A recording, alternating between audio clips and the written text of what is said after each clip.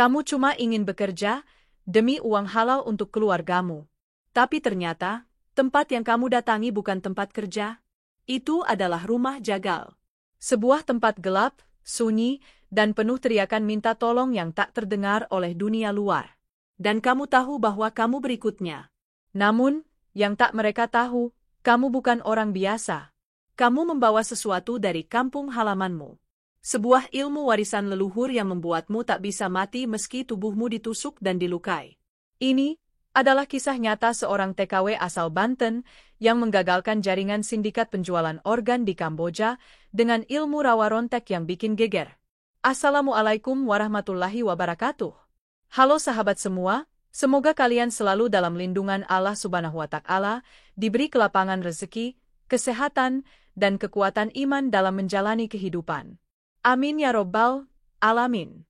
Sebelum kita masuk ke dalam kisah yang luar biasa ini, yuk bantu channel ini berkembang dengan cara klik tombol like, subscribe, dan nyalakan lonceng notifikasi, supaya kamu gak ketinggalan video-video penuh hikmah dan pelajaran hidup lainnya. Dan seperti biasa, teman-teman, mari kita mulai video ini dengan membawa berkah. Tuliskan sholawat di kolom komentar. Allahumma sholli ala Sayyidina Muhammad wa ala a'ali Sayyidina Muhammad. Jangan lupa juga tuliskan, kamu nonton dari mana, biar kita bisa saling mendoakan dari berbagai penjuru Indonesia, bahkan dari luar negeri juga. Namanya Yani, usia 28 tahun, berasal dari Pandeglang, Banten. Latar belakangnya sederhana, anak sulung dari 5 bersaudara. Ayahnya buruh tani, ibunya penjual sayur keliling.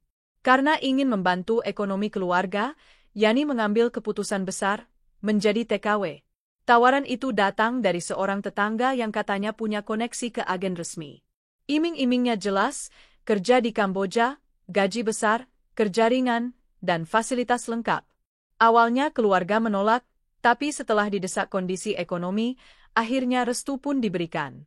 Ibunya hanya berpesan satu hal sebelum keberangkatan. Kalau kamu dalam bahaya, baca doa ini, jangan lupa, nak. Ini warisan dari buyut kita.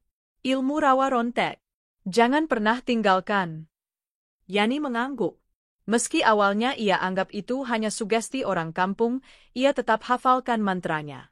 Sesampainya di Kamboja, awalnya semua berjalan seperti biasa. Ia dijemput oleh orang yang mengaku dari pihak agen. Dibawa ke sebuah rumah besar di pinggir kota. Tapi hari demi hari, situasi mulai terasa aneh. Tidak ada aktivitas pekerjaan. Tidak ada majikan. Tidak ada tugas rumah tangga seperti yang dijanjikan. Komunikasi dengan keluarganya diputus. HP disita. Ia dilarang keluar rumah. Malam-malam sering terdengar suara tangisan lirih dari balik kamar-kamar terkunci. Sampai suatu malam, saat semua penjaga tertidur, Yani nekat menguping ke balik pintu.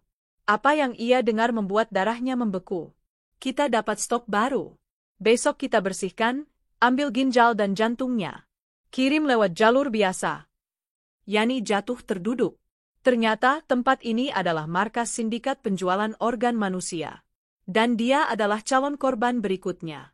Dalam kondisi panik dan ketakutan, Yani teringat pesan ibunya. Ia menutup matanya, berwudhu seadanya, dan mulai membaca doa yang diajarkan. Entah mengapa, tubuhnya mulai terasa ringan, tenang, seperti ada pelindung tak kasat mata yang menyelimuti dirinya. Malam itu, dia nekat mencoba kabur. Namun saat baru melewati pagar belakang, langkahnya terhenti, ia tertangkap oleh salah satu penjaga. Tanpa pikir panjang, lelaki itu menikam perutnya dengan pisau besar. Tapi, sesuatu yang mengejutkan terjadi. Pisau itu memang menembus perutnya, tapi tak ada darah yang keluar. Yani tidak terjatuh. Ia tetap berdiri. Bahkan tak merasa sakit. Si penjaga itu mundur ketakutan. Lalu teriak, "Setan, ini bukan manusia." Beberapa penjaga lainnya datang, tapi semuanya lari tunggang-langgang ketika melihat tubuh Yani yang tetap berdiri meski berlumur luka. Dalam kekacauan itu, Yani menggunakan kesempatan untuk kabur sejauh-jauhnya dari rumah tersebut. Ia berlari ke jalan raya dan ditemukan oleh seorang sopir truk lokal. Dengan bahasa tubuh dan air mata, ia memohon pertolongan. Sopir itu kemudian membawanya ke kantor polisi terdekat. Di sana, Melalui bantuan Google Translate dan pihak kedutaan, kisah Yani akhirnya terbongkar. Polisi bergerak cepat. Dalam waktu 48 jam, markas sindikat itu digerebek. Ditemukan beberapa korban lain, sebagian besar dalam kondisi terikat dan terluka. Berkat keberanian Yani, dan entah apapun yang menyelamatkannya malam itu, sindikat itu berhasil digulung. Yani pun dipulangkan ke Indonesia dengan status sebagai korban sekaligus penyelamat. Namanya Yani Kartika, perempuan sederhana asal desa Curug Bitung, Pandeglang, Banten. Anak sulung dari 5 bersaudara. Ayahnya seorang buruh tani musiman, kadang kerja, kadang nganggur. Ibunya penjual sayur keliling dengan gerobak dorong kecil. Mereka bukan keluarga mampu, tapi juga bukan keluarga peminta-minta. Hidup dijalani apa adanya.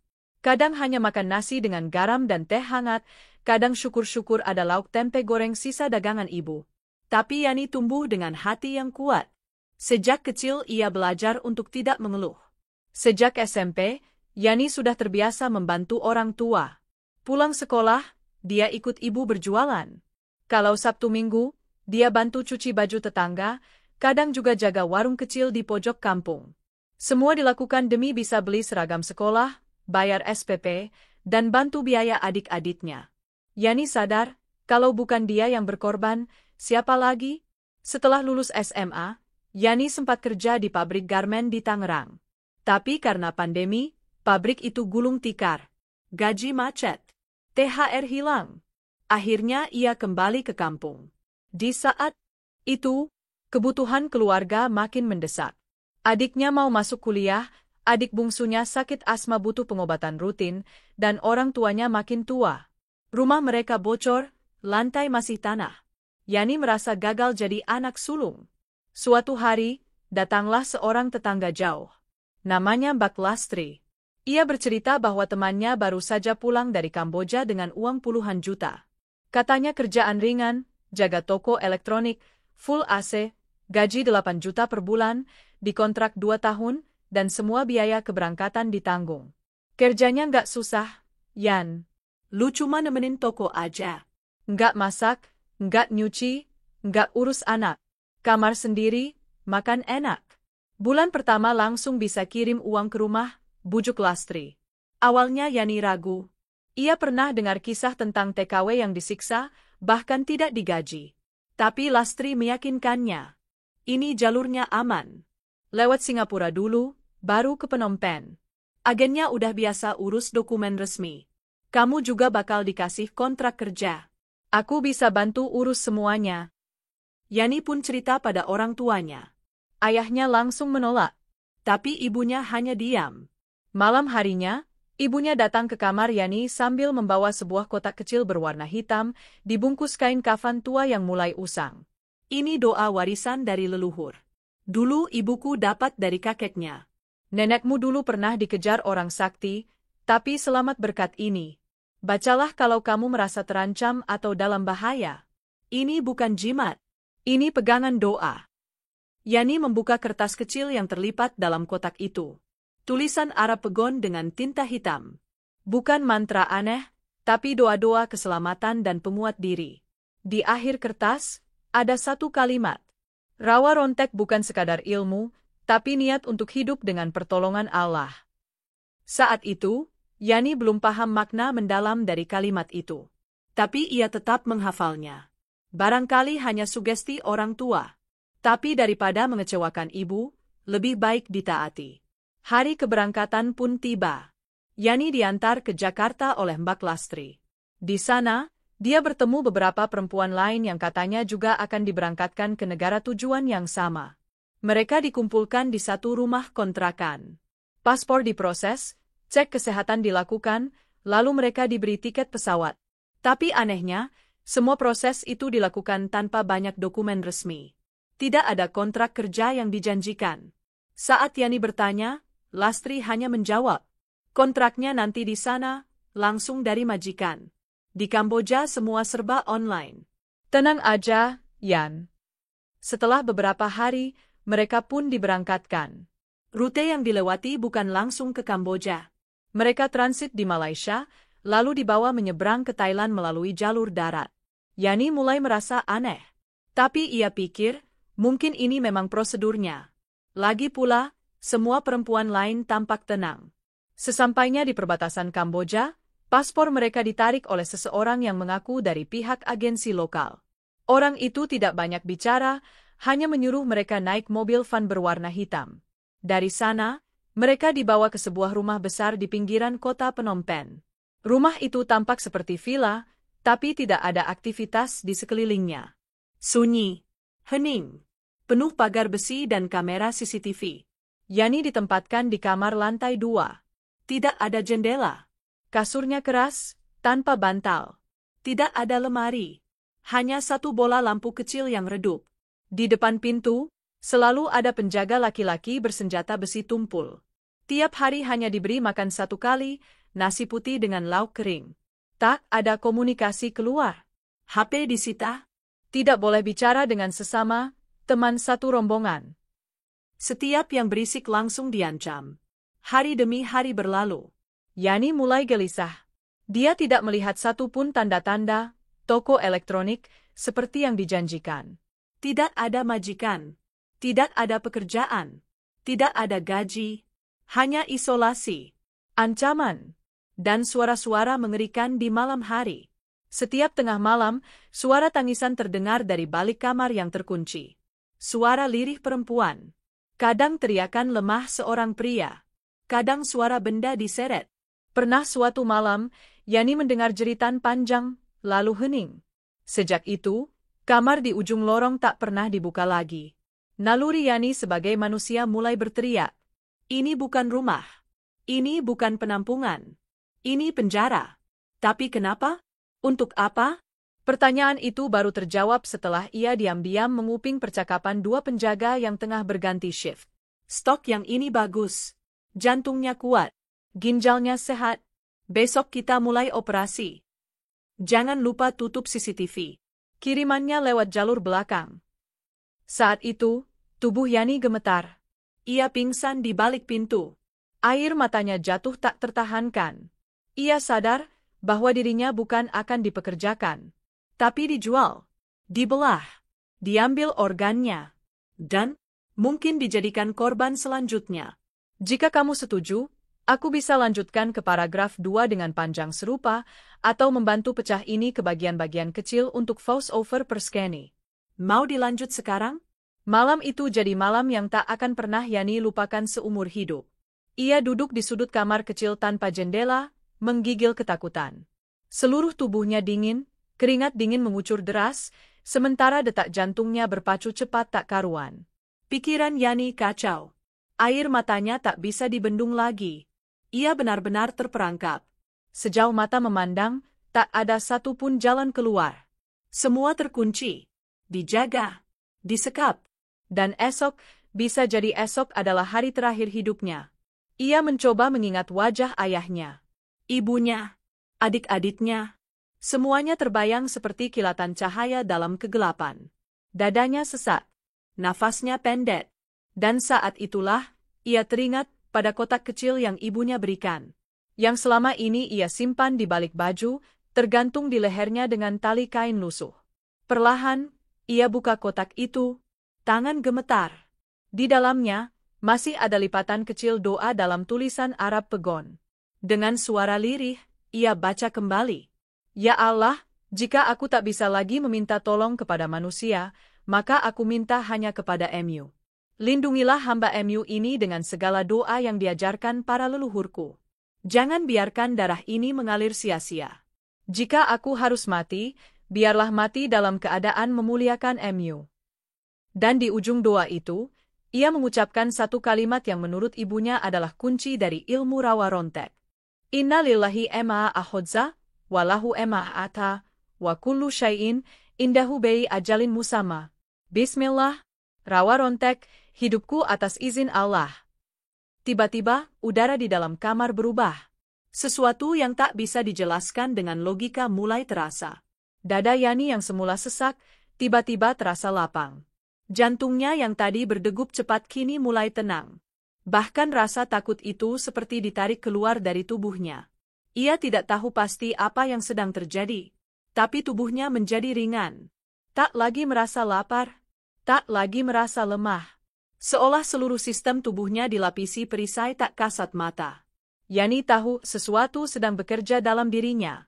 Menjelang pukul 3 dini hari, suara langkah kaki terdengar di lorong. 2 penjaga berdiri di depan kamarnya. Suara kunci diputar. Pintu dibuka. Mereka menatap Yani seperti menatap daging segar di meja bedah. Yang ini duluan, kata salah satu dari mereka dalam bahasa Kamboja. Mereka mengikat tangan Yani, lalu menyeretnya keluar kamar. Ia tidak meronta. Ia hanya terus membaca doa dalam hati. Wajahnya dingin. Matanya kosong. Seolah pasrah, padahal tidak. Ia hanya yakin bahwa ini bukan akhir. Mereka membawanya ke ruangan bawah tanah. Di sana ada meja operasi besi, lampu sorot panas, dan beberapa alat bedah. Tubuh Yani dibaringkan. Salah satu dari mereka mengangkat pisau bedah besar. Jantungnya kita ambil dulu, baru ginjal, bisik pria itu kepada temannya. Saat pisau itu menggores perut Yani, sesuatu yang tak masuk akal terjadi. Pisau itu memang masuk, menembus daging dan kulit, tapi tidak ada darah yang keluar. Tidak ada cairan. Tidak ada luka. Dan, lebih aneh lagi, Yani tetap sadar. Bahkan dia menatap lurus ke mata si Algojo. Tenang. Tidak menangis. Tidak menjerit. Pria itu mundur. Matanya membelalak. Pisau di tangannya jatuh ke lantai. Ini bukan manusia, teriaknya panik. Yani pun bangkit perlahan. Tubuhnya utuh. Tidak ada bekas luka. Tidak ada bekas sayatan. Ia berdiri dengan mantap, tubuhnya bersinar dalam gelap, seperti dilindungi sesuatu yang tak terlihat. Seluruh penjaga yang melihat pemandangan itu langsung lari ketakutan. Salah satu dari mereka bahkan pingsan di tempat. Kesempatan itu tidak disia-siakan. Yani segera membuka kunci yang masih menggantung di saku salah satu penjaga dan kabur melewati lorong belakang. Ia tidak tahu kemana harus pergi. Tapi yang pasti, ia harus keluar dari tempat neraka itu. Ia menyelinap lewat dapur, memanjat jendela kecil yang terbuka setengah, dan akhirnya berhasil keluar ke kebun belakang. Kakinya berdarah kena pecahan kaca. Tapi ia terus berlari. Tanpa alas kaki. Tanpa arah. Di tengah malam gelap gulita. Setelah hampir 1 jam berlari, Yani sampai di jalan raya. Ia melihat sebuah truk melintas pelan. Tanpa pikir panjang, ia menghadang truk itu sambil menangis. Sopirnya, seorang pria lokal Parubaya, awalnya kaget melihat perempuan dengan baju robek dan wajah penuh debu itu. Tapi melihat mata Yani yang penuh ketakutan, pria itu langsung membuka pintu dan mempersilakan Yani naik. Dengan bahasa tubuh dan bantuan Google Translate dari sopir, Yani akhirnya dibawa ke kantor polisi terdekat. Di sana, ia menceritakan semuanya, dibantu aplikasi penerjemah dan bahasa Inggris terbatas. Petugas yang mendengarnya awalnya mengira Yani sedang berhalusinasi. Tapi setelah dicek, data-data di ponselnya, foto rumah yang ia tunjukkan lewat ingatannya, dan beberapa laporan sebelumnya yang belum sempat ditindaklanjuti, semua cocok. Pihak kepolisian Kamboja pun langsung bergerak. Dalam waktu kurang dari 48 jam, markas penyekapan itu digerebek. Polisi menemukan 7 perempuan lain, 2 di antaranya dalam kondisi sangat lemah karena hampir kehilangan ginjalnya. Di dalam ruangan bawah tanah, ditemukan peralatan bedah, kantong darah, dan dokumen pemesanan organ ke luar negeri. Yani dinyatakan sebagai korban selamat dan saksi kunci. Kasus itu mencuat hingga media lokal. Bahkan sempat dibahas di forum-forum HAM internasional. Tapi anehnya, tidak ada satupun luka di tubuh Yani. Padahal ada saksi mata yang melihat langsung ia ditusuk. Tim medis takjub. Tidak bisa menjelaskan apa yang terjadi. Tapi Yani tahu bahwa yang menyelamatkannya bukan kekuatan dirinya sendiri. Tapi doa ibunya. Ilmu warisan leluhur. Dan kuasa Allah yang tak terbantahkan. Setelah proses penyelidikan yang panjang, Yani akhirnya diizinkan pulang ke Indonesia sebagai korban sekaligus pahlawan. Kedutaan Besar RI di Phnom Penh memberikan pendampingan dan membantu proses pemulangan. Tapi sebelum Yani naik pesawat, ada satu permintaan dari polisi setempat yang membuat bulu kuduk berdiri. Kami ingin tahu, bagaimana kamu bisa selamat? Mengapa tubuhmu tidak bisa dilukai? Yani tersenyum. Ia hanya menjawab dengan satu kalimat. Karena saya membawa doa yang diturunkan dari ibu saya. Dan saya percaya, yang melindungi saya bukan manusia, tapi Allah. Jawaban itu membuat ruang interogasi sunyi. Beberapa petugas bahkan tampak merinding. Tidak ada yang bertanya lebih lanjut. Seolah mereka tahu, ada kekuatan yang tidak bisa dijelaskan logika di balik semua ini. Begitu Yani mendarat di Bandara Soekarno-Hatta, ia disambut oleh tim dari BP2MI, Badan Pelindungan Pekerja Migran Indonesia. Tapi tak hanya itu. Seorang ibu tua yang tubuhnya sudah membungkuk berdiri paling depan. Mata yang sembab. Air mata yang tak bisa dibendung. Ibu, ucap Yani lirih. Mereka berpelukan di tengah keramaian. Dunia seakan berhenti berputar. Saat itulah, Yani tak bisa menahan tangis. Ia menangis sepuasnya, bukan karena trauma, tapi karena selamat.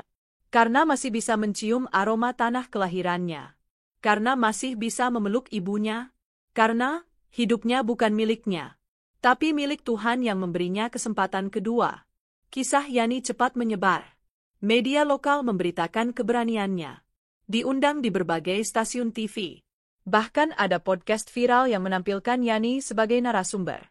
Di situ, ia buka semua cerita dari awal hingga akhir. Tapi satu hal yang paling menyentuh hati para penonton adalah saat Yani menceritakan doa warisan leluhur yang ia sebut sebagai pegangan hidup. Orang bilang itu rawa rontek, ilmu kebal, ilmu sakti. Tapi sebenarnya, itu bukan jimat. Itu bukan mantra. Itu hanya doa.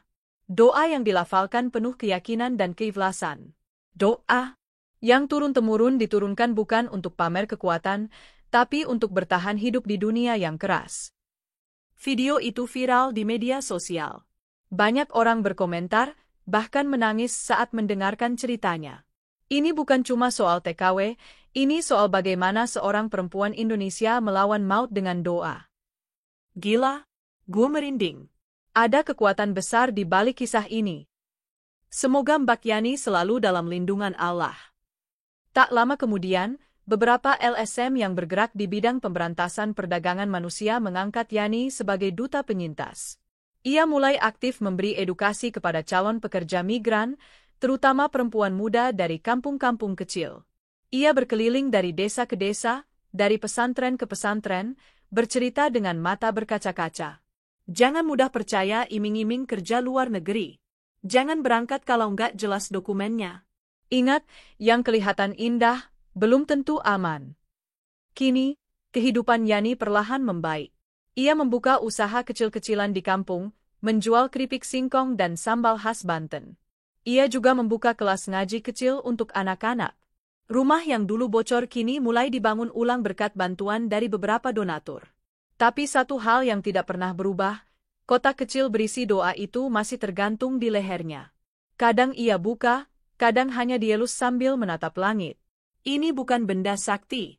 Tapi ini pengingat bahwa hidupku bukan karena kuatku.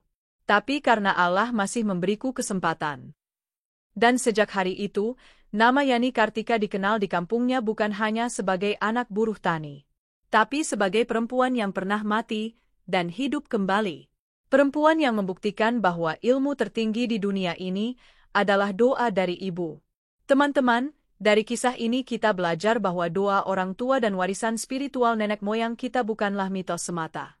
Bisa jadi itulah benteng terakhir di saat tak ada lagi yang bisa menolong. Semoga kisah ini menjadi pengingat untuk kita semua agar selalu waspada, jangan mudah tergiur iming-iming kerja ke luar negeri tanpa prosedur jelas, dan yang paling penting, jangan pernah tinggalkan doa. Sampai jumpa di kisah selanjutnya. Wassalamualaikum warahmatullahi wabarakatuh.